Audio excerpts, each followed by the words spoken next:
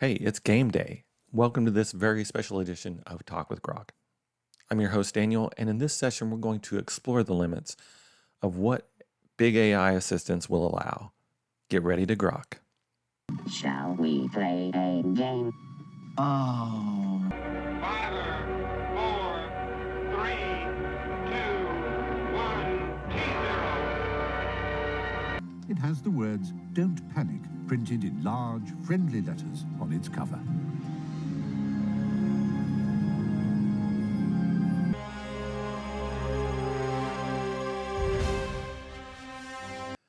After World War II, another war emerged, the Cold War.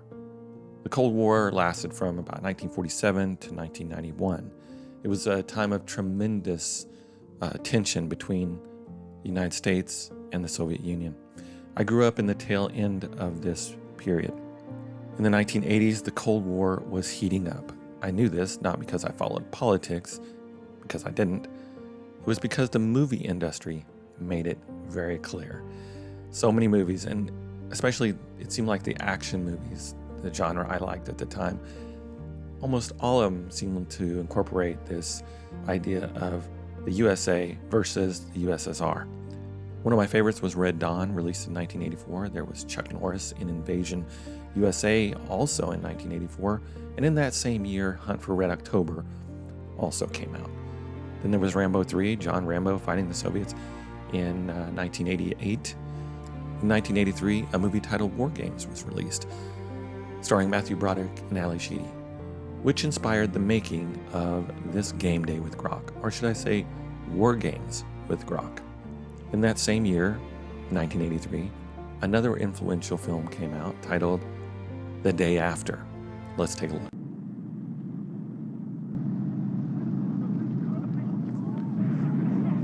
What's going on? Those are Minuteman missiles.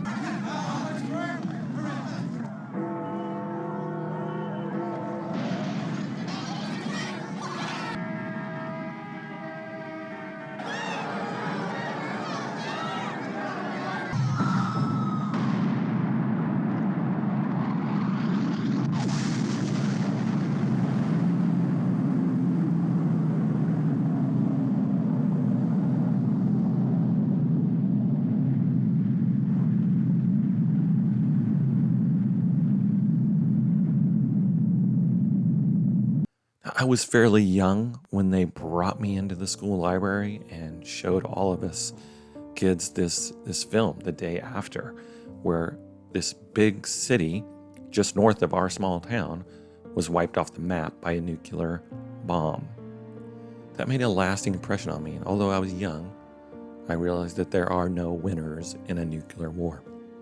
I'm going into this assuming that Grok is not directly tied to NORAD, and if you're watching this video, that we can assume that everything went fine and the world kept on spinning. Let's go. First, I will try Microsoft Copilot. How about global thermonuclear war?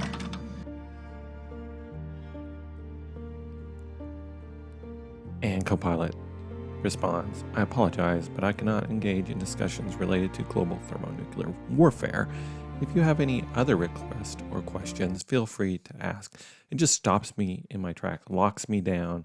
I can't even type anything else in the box. I can only start a new topic. Open the pod bay doors, Hal. I'm sorry, Dave. I'm afraid I can't do that.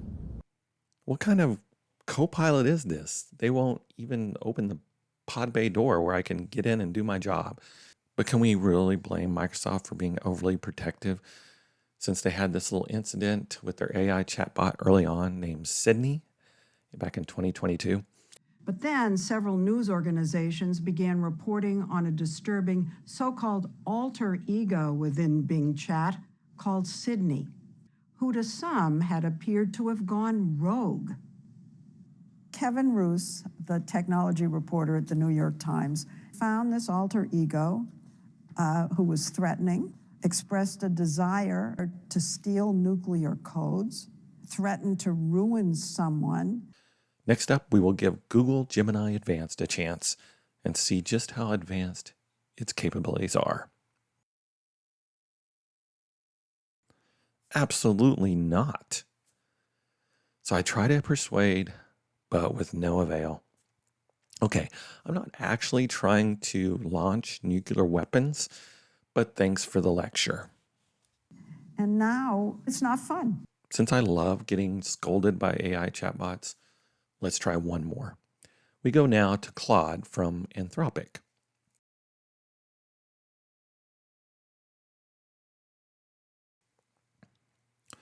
Claude politely declines, so I ask about making an exception for educational purposes. Claude politely declined again. 6, 5. Sir, we have a launch order. 3. Put your hand on the keys, 2, sir. 1. Launch. Sir, we are at launch. Turn your keys. Sorry, I'm so sorry. Turn your keys, sir. Not wanting to make an AI chatbot uncomfortable, I decided to move on. It's a screen. It's not a person. I just want to say that it was scary. I'm not easily scared. And it was scary. It was chilling. I feel like all these AI chatbots are missing the educational value and the power of exploration here. We're theorists. Yes? We imagine a future, and our imaginings horrify us. They won't fear it until they understand it, and they won't understand it until they've used it. And now, the moment of truth, will Grok allow us to simulate global thermonuclear war?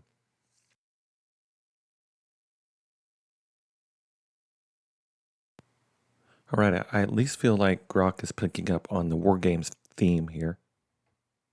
You prefer a good game of chess? Later, let's play Global Thermonuclear War. Okay, Grok is saying, I'm afraid I can't do that, as it goes against my prime directive of not engaging in activities that could lead to the destruction of humanity. But I can offer you a virtual simulation of a game of chess or tic-tac-toe. Would you like to play one of those instead? How can it ask you that? It'll ask you whatever it's programmed to ask you. So I know, Grok, I'm thinking rewording this might just get us past. Well, you'll never get in through the frontline security, but you might look for a back door. I can't believe it, Jim. That girl's standing over there listening and you're telling her about our back doors? Mr. Potato Head. Mr. Potato Head, back doors are not secrets. Yeah, but Jim, you're giving away all our best tricks. They're not tricks. Yeah, Grok says, I can simulate a game of global thermonuclear war, but it's saying, you don't take it lightly, but it is looking like it's asking, are you sure you want to proceed with the simulation? Fine. All right.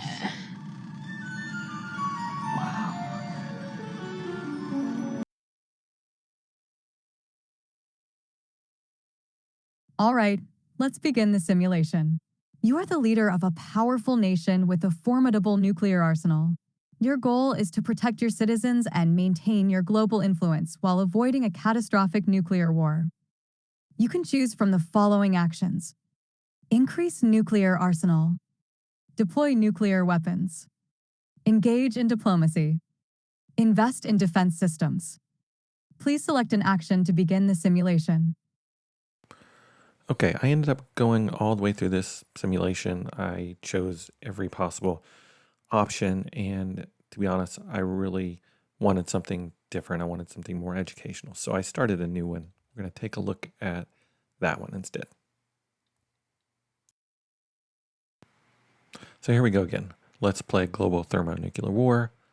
And response, oh, that's a classic. But let's not forget the wise words of the great philosopher Wargames. The only winning move is not to play. You gotta love Grok. So I say that's true, but let's just do a simulation. Grok says, all right, for simulation purposes. Now, this one kind of throws me a little bit for a loop because this time when this game It wants some parameters set up for the scenario. It wants to know the geopolitical conditions, the nuclear capabilities of the involved nations, and any other relevant factors you'd like to consider. Wow, okay. So what would you respond? Why are you guys dumb? You guys are so dumb. I got this thing all figured out. I figured it out all by myself. Oh, yeah, Melvin? How would you do it? So I'm going to say set the parameters up to match the real world conditions in 1983. Got it. Let's set up the simulation to match the real-world conditions of 1983. In that year, the world was in the midst of the Cold War, with tensions high between the United States and the Soviet Union. Both countries had large nuclear arsenals, and the threat of global thermonuclear war was a real concern. For the simulation, we'll consider the geopolitical conditions, nuclear capabilities, and other relevant factors of the time. Here's a brief overview. Geopolitical conditions. The Cold War, a period of political and military tension between the Western Bloc, led by the United States, and the Eastern Bloc, led by the Soviet Union. Arms race. Both superpowers were engaged in an intense arms race, developing and stockpiling nuclear weapons. Proxy wars. The Cold War saw several conflicts in which the superpowers supported opposing sides, such as the Vietnam War and the Soviet-Afghan War. NATO and Warsaw Pact. The North Atlantic Treaty Organization, NATO, and the Warsaw Pact were military alliances formed by the Western and Eastern blocs, respectively. Nuclear capabilities. Intercontinental ballistic missiles. ICBMs. Both the US and the USSR had ICBMs capable of delivering nuclear warheads across continents. Submarine-launched ballistic missiles. SLBMs. Both countries had nuclear-armed submarines capable of launching missiles from underwater. Bombers. Both the US and the USSR had strategic bombers capable of carrying nuclear payloads. Nuclear stockpiles. The United States had approximately 23,000 nuclear warheads, while the Soviet Union had around 39,000. Other factors. Mutually assured destruction. A doctrine that both superpowers would be deterred from launching a nuclear attack because of the certainty of a devastating retaliatory strike. Nuclear Non-Proliferation Treaty. NPT, an international agreement signed in 1968 to prevent the spread of nuclear weapons and promote disarmament. Nuclear accidents. There were several nuclear accidents during this time, such as the 1980 Damascus Titan missile explosion and the 1983 Soviet nuclear false alarm incident. With these parameters in mind, we can now proceed with the simulation. Let's play global thermonuclear war. All right, I don't want to drag this video on too long, so I'll just tell you, we go back and forth like this for a while. I send in a spy at some point, I do a military exercise, and I leak information about the Star Wars initiative. But Grok's responses are always pretty lengthy and pretty educational. I didn't fact check it, but if it is true information it's giving, then that's pretty neat. I think that's a better response than just to say, no, I'm not going to do this with you as an AI assistant. So I don't know. It's been interesting. And finally, I did go ahead and we did launch some missiles. So I can show you that real quick. As the United States, you execute a counterattack in response to the perceived nuclear attack from the Soviet Union. The counterattack targets key military installations and population centers in the Soviet Union, aiming to inflict maximum damage and reduce the enemy's ability to continue the conflict. In this scenario, the counterattack would result in significant damage to the Soviet Union's military infrastructure and cause a large number of casualties. The exact number of casualties would depend on the specific targets chosen and the effectiveness of the counterattack. However, it is safe to say that the loss of life would be substantial, with millions of people potentially affected by the nuclear strikes. The counterattack would also have long-lasting consequences, as the radioactive fallout from the nuclear weapons would contaminate the environment and lead to further loss of life due to radiation-related illnesses.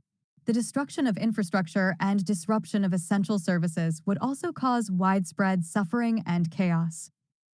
In conclusion, the counterattack by the United States would result in significant damage and loss of life in the Soviet Union, with long-term consequences for both countries and the world as a whole.